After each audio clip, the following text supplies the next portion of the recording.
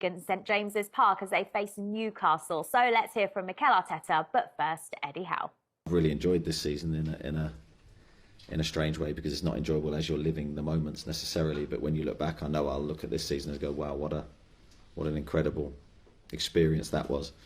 And I want the players to feel the same thing, because, as you say, and I said earlier, I don't want to burden them with expectation or pressure, or that's not the right way to go about our experience at the moment. It's about enjoying what we're doing, meeting the challenges that we face with no fear, and committing to what we're doing, and yeah, hopefully we'll have a successful end.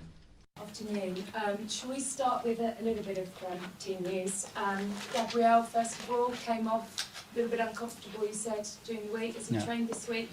Is he right to go again on Sunday? We will have to see tomorrow how he is. But yeah, he could not finish the game, so that was obviously a big sign for us, and we'll have to see how he is tomorrow.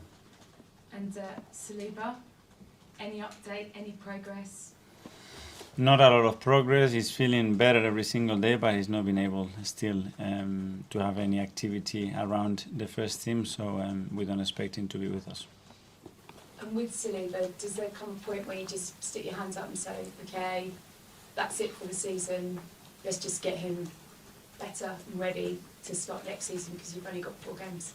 We are not there yet today, because we're always hopeful and players always pushing to play, but if that's the case at some stage, we will announce that, but hopefully that won't be the case.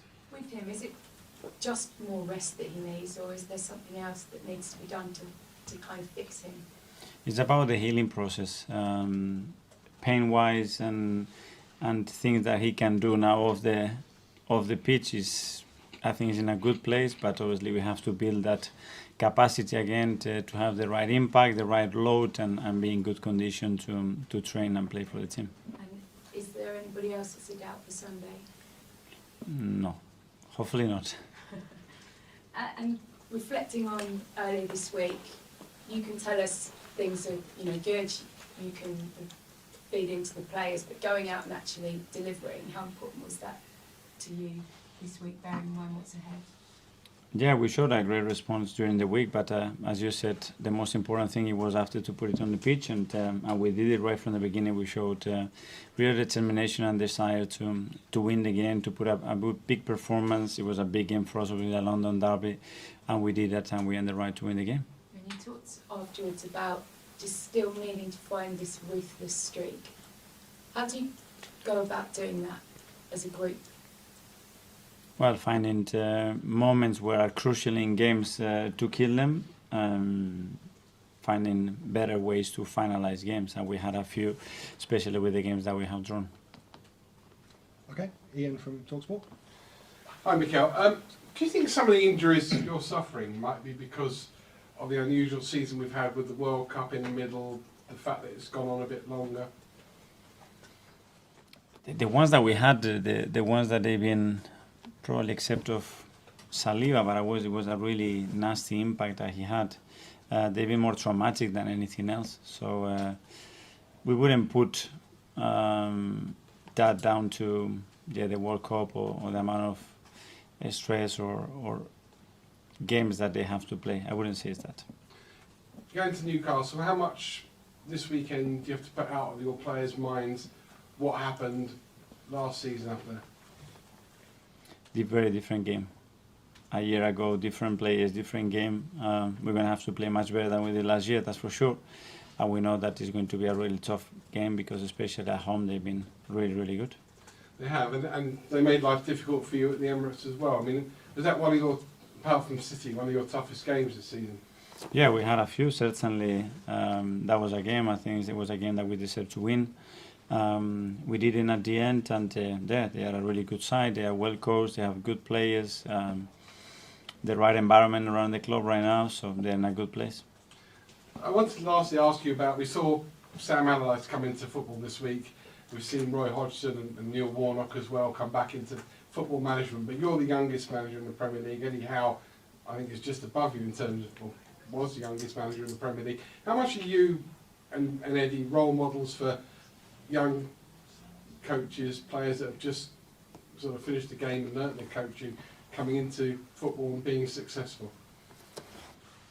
I don't know. I have learned from a lot of coaches. Certainly, I have learned things from Sam because I played against him, especially when I was a player, and he has a really unique and very, very effective way of playing and getting results with his teams. And it's good, especially for foreign coaches, young coaches, when you come into a league and you have coaches that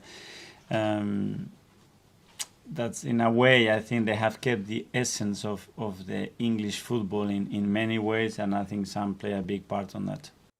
Well, quite simply, there are 4 matches left to go for Arsenal. Jermaine, is this the biggest test they have remaining in those last 4? Yeah, absolutely is. Look, they're up against Newcastle, who, for me, have been the team of the season this year. They've been amazing. Against all odds, they've blown some of the bigger teams out of the water. They've looked so comfortable at St James's Park. Alexander Isak and Callum Wilson battling it out for the number 9 position. And then whenever the game's not quite going Newcastle's way, Eddie Howe brings both of them on. They play side by side, or Isak plays off the left, and he's even better off the left. I think they have been amazing. But it's not just Isak and Wilson that have impressed me. It's been the whole team right through the core. So you look at the goalkeeper, Nick Pope, you look at the centre-halves, the full-backs and the midfield players. Every single one of them have done more than what you would expect them to have been able to do at this point in under Eddie Howe's tenure. Yeah. It's been amazing to watch. It sounds from a neutral's perspective.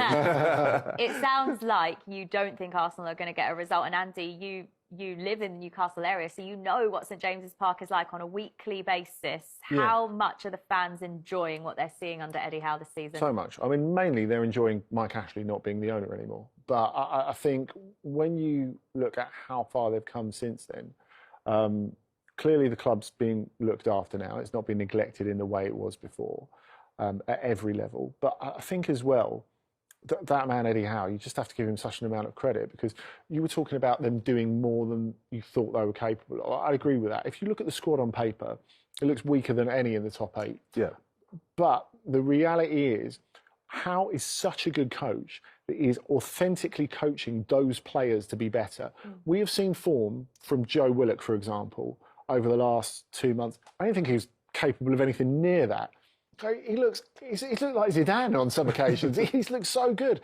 And you can say that for all of those players. You know, people in Dortmund at the moment are looking at Alexander Isak and they're thinking, is this the guy who couldn't get in our team? You know, I know that was a few years ago now and he's developed since, but all of those players you're seeing, Callum Wilson playing better than he's ever played before.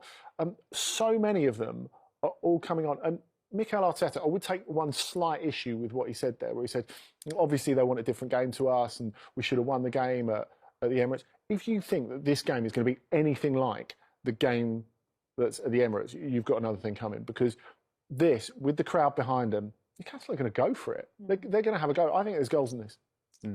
I completely agree. And I don't think Arsenal are going to crumble.